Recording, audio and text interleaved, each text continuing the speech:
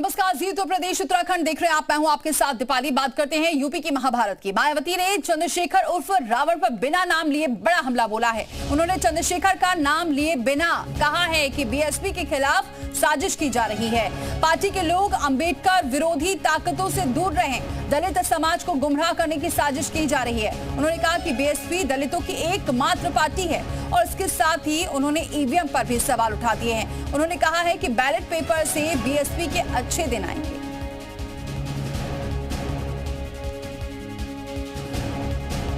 तो बीएसपी के खिलाफ साजिश हो रही है, ये मायावती का कहना है। बैलेट पेपर से आएंगे अच्छे दिन, ये भी उन्होंने कहा है। और कहीं ना कहीं बिना नाम लिए चंद्रशेखर से घेरा है मायावती ने, और साथ ही ये भी कहा है कि लगातार साजिश की जा रही है। उन्होंने कहा चंद्रशेखर का नाम लिए बिना कहा कि बीएसपी के खिलाफ साजिश हो रही है। पार्टी के लोग अंबेडकर विरोधी ताकतों से दूर रहें।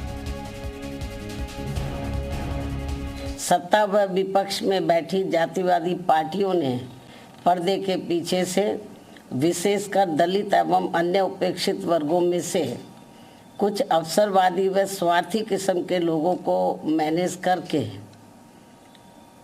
तथा उनके जरिए अभी तक जो भी अनेकों संगठन व पार्टियां आदि बनवाई हैं, तो उन्हें फिर ये पार्टियां अपने फायदे के हिसाब से सक्रिय करके व विशेषकर बीएसपी के मजबूत रहे राज्यों में और उसमें भी उत्तर प्रदेश में किस्म किस्म के हथकंडे इस्तेमाल करके यहाँ दलितों एवं अन्य उपेक्षित वर्गों के लोगों को गुमराह करके उनके वोटों को बांटने में लगी है, ताकि बीएसपी आगे बढ़ने से रुक जाए।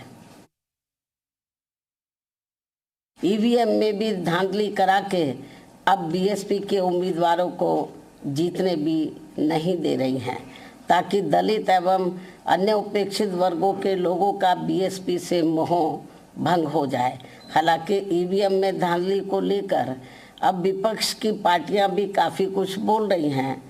ऐसे में अब हमारी पार्टी सहित अधिकांश विपक्ष की पार्टियां भी यही चाहती हैं कि देश में सभी छोटे बड़े चुनाव पूर्व की तरह ही बैलेट पेपर के जरिए होने चाहिए, जो वर्तमान सरकार के रहते तो संभव नहीं हो सकता। लेकिन उम्मीद है कि सत्ता परिवर्तन होने के बाद ये सब संभव हो जाए। इसलिए ऐसी संभावना के चलते अभी अपनी पार्टी के लोगों को भी कतई निराश नहीं होना है, बल्कि इनको अपनी पार्टी को हर स्तर पर मजबूत बनाते रहना बहुत ज़रूरी है, क्योंकि देश में वर्तमान में चल रहे राजनीतिक हालातों में ये ईवीएम वाला सिस्टम कभी भी बदल सकता है और फिर यहाँ बैलेट पेपर से ही देश में हर चुनाव होंगे। तो सुना आपने, मायावती ने निशाना साधा है। कहीं ना कहीं अम्बेडकर विरोधी ताकतों से दूर रहें, किस्म किस्म के लोग जो हैं वो साजिश रच रहे हैं। मायावती ने कहा है दलित समाज को गुमराह करने की लगातार कोशिशें हो रही हैं, लेकिन बीएसपी एकमात्र ऐसी पार्टी है जो दलितों के हमेशा साथ है और बैलेट पेपर से आएंगे बीएसपी के अच्छे दिन, इसका उन्होंने जिक्र किया। हालांकि उन्होंने ये भी कहा कि अब ईवीएम को लेकर और भी पार्टियां सवाल उठा रही हैं और इसलिए वो ये मांग करती हैं कि पहले की तरह बैलेट पेपर से ही चुनाव कराए जाएं, तभी जाकर उनकी पार्टी के अच्छे दिन आएंगे।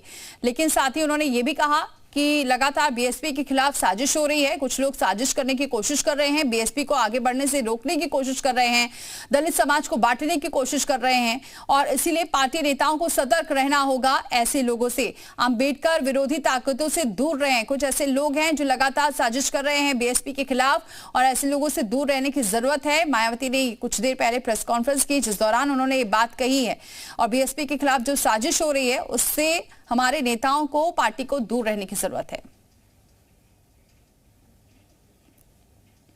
तुषार श्रीवास्तव हमारे सहयोगी इस खबर पर जुड़ चुके हैं। तुषार, कहीं ना कहीं बिना नाम लिए मायावती ने चंद्रशेखर उर्फ रावण पर निशाना साधा है, साथ ही ईवीएम को लेकर भी अपनी बात कही है।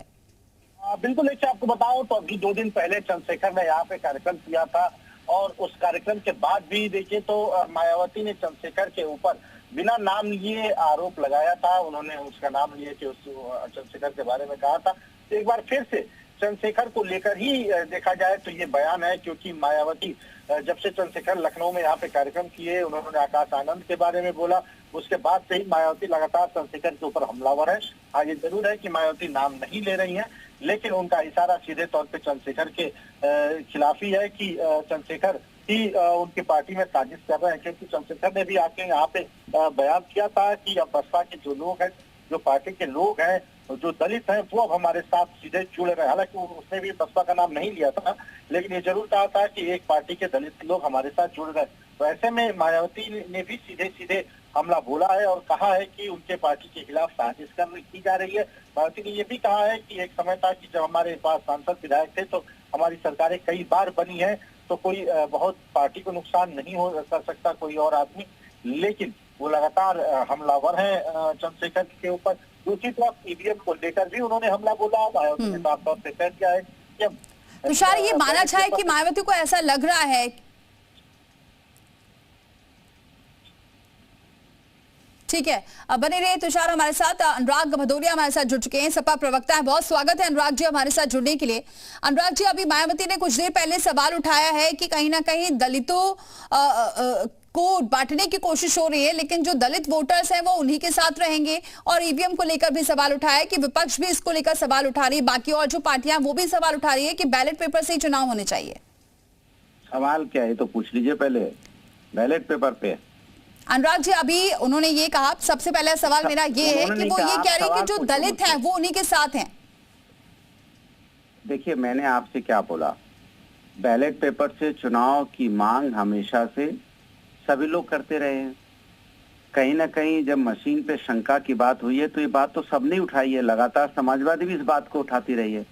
हमने तो कहा है कि हम तो ज्यादा सीटें जीते, उसके बावजूद भी हमने कहा कि बैलेट पेपर पे चुनाव होना चाहिए। हमें सिस्टम पे, ईवीएम पे भरोसा नहीं है। और जहां तक वोट का सवाल है, जनता समझदार है। जनता उन्हीं के साथ रहती है, उसी नेता और पार्टी के साथ रहती है जो पार्टी और नेता जनता के दुख दर्द की बात करता है, उनके हक की बात करता है, उनकी समस्याओं के समाधान करने के लिए आवाज उठाता है। जनता उस पार्टी और नेता का साथ छोड़ देती है जो पार्टी और नेता जनता के हक की बात नहीं करता है, जनता के दुख दर्द में शामिल नहीं होता है और जनता की परेशानियों को नहीं उठाता है। बहुत सिंपल सी बात है, इसमें किसी को कुछ कहने सुनने की जरूरत नहीं। जनता तो जनार्दन है, जनता तो उसके साथ रहेगी ना जो जनता के हक की बात करेगा, जनता की परेशानियों की बात करेगा, जनता के मुद्दों की बात करेगा, जो समाज के अंदर में जनता के हक की आवाज उठाएगा। क्योंकि जो लोग, जैसे हम लोग विपक्ष में हैं, विपक्ष के नेता की जिम्मेदारी है कि सत्ता पक्ष से सवाल पूछे जनता के लिए, जनता के हक की बात करें। जी, अनुराग जी बने रहे हमारे साथ। अवनीश जी हमारे साथ जुड़ चुके हैं, बीजेपी प्रवक्ता है। बहुत स्वागत है अवनीश जी हमारे साथ जुड़ने के लिए। अवनीश जी, कहीं ना कहीं सवाल उठा रही है मायावती कि दलितों को बांटने की कोशिश की जा रही है और बीएसपी के साथ साजिश हो रही है। बीएसपी के जो वोटर्स हैं उनको भटकाया जा रहा है। देखिए, जनता इतनी जागरूक हो चुकी है आज की, जिसे ना भटकाया जा सकता है, ना फुसलाया जा सकता है, ना बहकाया जा सकता है, ना भरमाया जा सकता है। जनता सब जानती है। भारत की जनता पूरी लोकतांत्रिक मूल्यों को जान चुकी है, लोकतांत्रिक व्यवस्था को जान चुकी है। उसका निर्णय हमेशा सर्वोच्च रहता है और वो उसकी तरफ जाती है, उसकी तरफ उसका झुकाव होता है, उसका आशीर्वाद मिलता है जनता का, जो सच्चे हृदय से, सच्चे मन से, निष्पेक्ष भाव से उनका समर्थन करता है, सब वर्गों को साथ लेता है। सब वर्गों को साथ लेने वाली पार्टी ही आगे चल पा रही है। भारतीय जनता पार्टी एक मात्र पार्टी है जो सबका साथ सबका विकास फार्मूले पर केवल नारा ही नहीं देती, उस पर अमल भी करती है। और उसी का वजह है कि भारतीय जनता पार्टी को माननीय नरेंद्र मोदी जी के नेतृत्व में और उत्तर प्रदेश में माननीय मुख्यमंत्री योगी आदित्यनाथ के नेतृत्व में। लेकिन अवनीश जी, एक बार ये भी सवाल उठ रहा है कि ईवीएम पर मायावती ने कहा कि अगर बैलेट पेपर से अगर चुनाव हो तो बीएसपी के अच्छे दिन आ जाएंगे। देखिए, अब जमाना बदल गया है जी। अब पेमेंट भी जब ही होने लगा, इलेक्ट्रॉनिक पेमेंट होने लगा, सारी व्यवस्थाएं होने लगी, लोगों की ट्रांसपेरेंटी ज्यादा अच्छी बढ़ी है। अब जो राशन बट रहा है, पेंशन मिल रही है, छात्रवृत्ति मिल रही है, वो सारा डिजिटल हो गया है। तो ऐसे में अगर बैलेट की बात करते हो तो बैलेट की पेपर की बात ज्यादा मुझे नहीं लग रहा कि सुविधाजनक होगी या अच्छी बात होगी या तर्क संगत होगी। ये ईवीएम की सुविधा तो ऐसी सुविधा है जो सब मान्य कर रहे हैं और सब जान रहे हैं कि इससे अच्छे रिजल्ट आए हैं। केवल अपनी हार वाले नेता या वो दल जो हार जा रहे हैं, जिन्हें जनता नकार रही है, वो ईवीएम पर ठीकरा फोड़कर अपनी जान बचाना चाहते हैं, बाकी इसके अलावा कुछ नहीं। बहुत शुक्रिया आपने जी, बहुत शुक्रिया अनुराग जी हमारे साथ जुड़ने के लिए, शुक्रिया तुषार हमारे साथ जुड़ने के लिए।